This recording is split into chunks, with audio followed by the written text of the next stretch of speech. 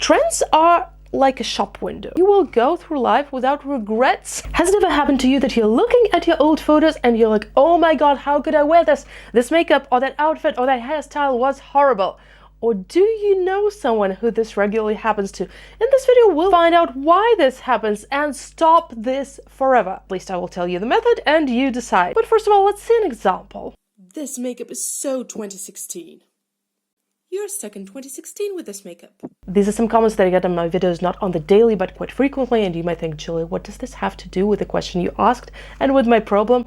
I will explain. It's actually very much related. To understand that, let's dissect this comment. This makeup is so 2016, says the person. That's usually meant in a negative way. Not always, though, but regardless. So 2016. That's a weird phrase, right? Does the person mean that they think that I painted the lip art, for example, in 2016? Not likely, because in many of these videos, I'm saying something like, here's a new lip art, or I'm painting something that is clearly having to do with something that happened after 2016. I made a Paris Olympics 2024 lip art, or I painted an Encanto lip art. I don't remember the year when the Encanto one, they have an Encanto 2 by the way, when the Encanto one came to life, but that definitely was after 2016. And you know, things like that. Or me lip syncing to a brand new song. So very clearly, I could not have filmed this in 2016. So at least a good part of these commenters cannot possibly mean that they think they have seen this makeup in 2016 and I made it then. And we come to see that 2016 is used like an adjective almost, at characteristics, right? Like, this makeup is so good, this makeup is so bad, this makeup is so 2016. Weird. How can 2016 be a characteristics of a makeup look? It all boils down to one word, guys. Trends. But what are trends essentially? Where do they come from? So trends is just like a popular look, a popular style. It can be makeup, it can be fashion, it can be a hairstyle, I don't know, a nail style. Of course, it can be outside of beauty and fashion as well. It's just like, we're discussing beauty on this channel, so let's stick to that topic. And we're also discussing your old photos and your old looks. So the trends are basically a popular look. Where do they come from? Oftentimes from runways, from magazines. Sometimes they can just come from a viral video, like remember the Beetlejuice lip trend, which I love, by the way.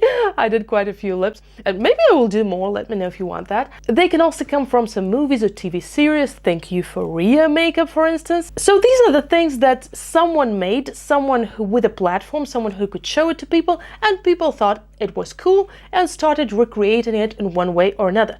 There's nothing bad about a trend, right? It's somebody coming up with a creative idea with something new for us to see. So why does it come to these negative comments or to you disliking your old looks?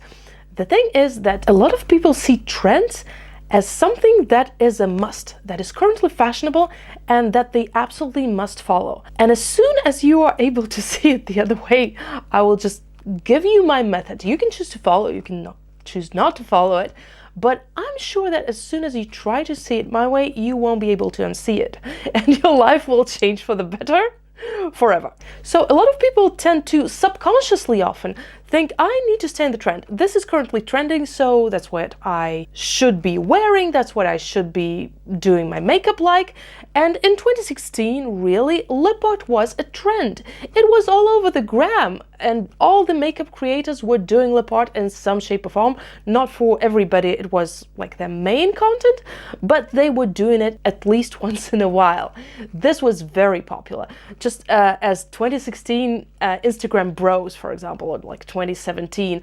And if you don't know what this is, it's like a very prominent, almost a cartoonish brow that is like a one piece and carved by concealer on all the sides. So not like the currently trending, more fluffy natural brows. And there are also so many people that go back like, oh my god, I can't believe my brows looked so terrible. I did those Instagram brows and they looked absolutely hideous. I didn't realize this, that I just see it differently from other people. I will tell you in a moment, just I want to really get you to understand what I mean.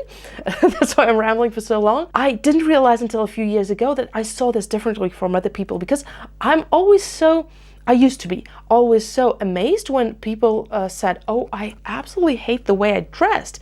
And they're not telling me about some period of their life when they were forced to dress a certain way, like, oh, this is the childhood photo of me where my mom made me wear a hideous dress for a family gathering. Yeah, that wasn't your choice. You hated the dress back then.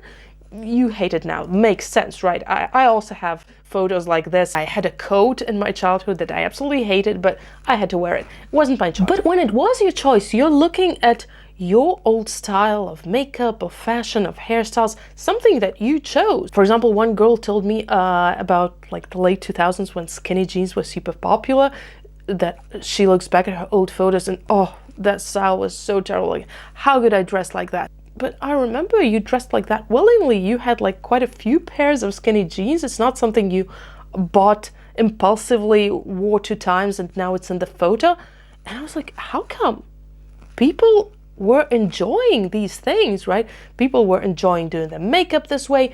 People were enjoying doing lip art. People were enjoying wearing skinny jeans. And now they look back and like, oh, that was so awful. Like, if that was so awful, why did you do it? Like, never did the Instagram bros because I never liked them. I did like the lip art and I did it and I still do. I never wore skinny jeans because they look hideous on me. Absolutely, they look terrible. They do look great on some people, but not on me. Back to the point. Until a few years, I realized that many people just view these trends as something they must do and they must not do anything else. Well, unless it's like a survival necessity. The way I view trends and the way I suggest you might view trends, which will make your life so much easier. Trends are like a shop window. They're pieces of information given to us. There's something on display, something that you can look at, something that you can consider, something that you can choose from, something new, something that doesn't negate things that you were doing in the past and maybe that you still like. You seeing something you like in a shop window doesn't mean you should go back home and throw away all the other things you had, right? And also, if you saw something in a shop window, like imagine there are quite a few things, and you're looking at them, you're considering them, you're like, do I like any of these? And maybe you decide that you do like something, but you won't enter the store and say, hey, I like that one thing in the shop window. Can you give me everything from the shop window? I will buy it all. Why would you do that, right? You wouldn't. What you would do is, I like that one thing, give me that one thing, please.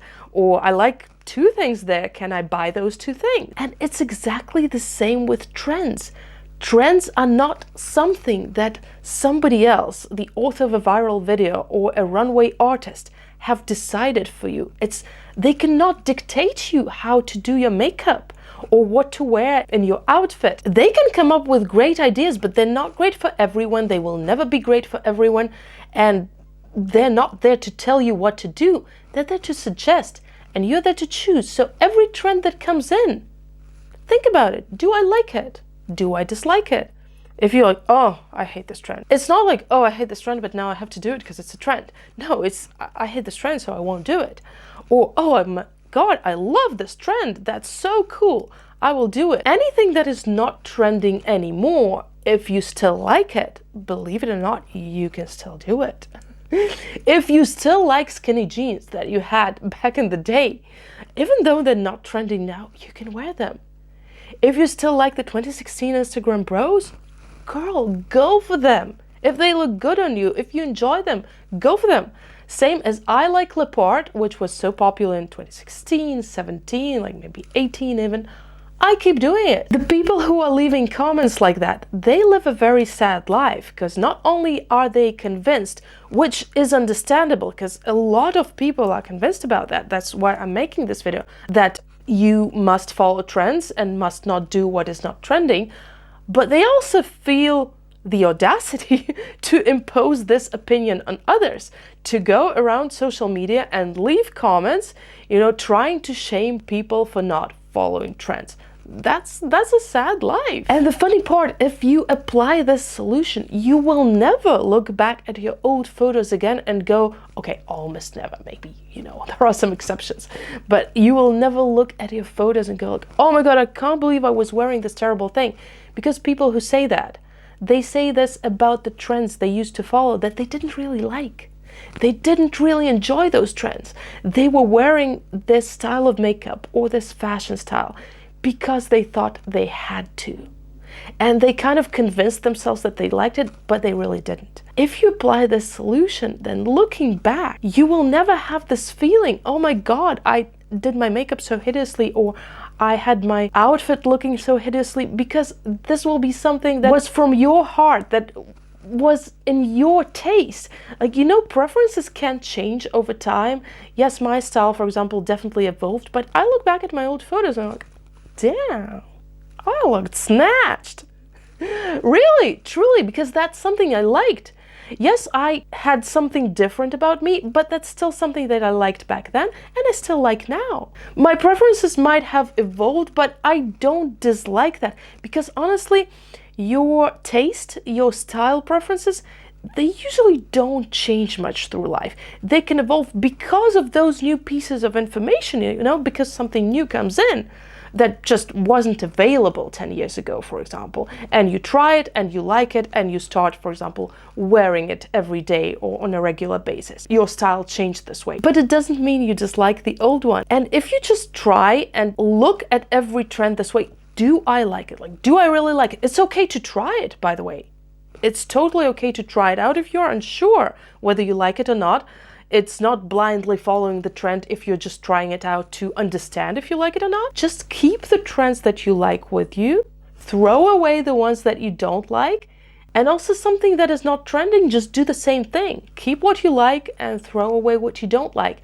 And this way you will go through life without regrets about your own style, and also without the pressure of having to follow the trend, having to convince yourself, to persuade yourself that you're actually liking something that deep down inside you aren't. If you want some more hot takes and some makeup myths, here's the playlist exactly for you, and I'll meet you there.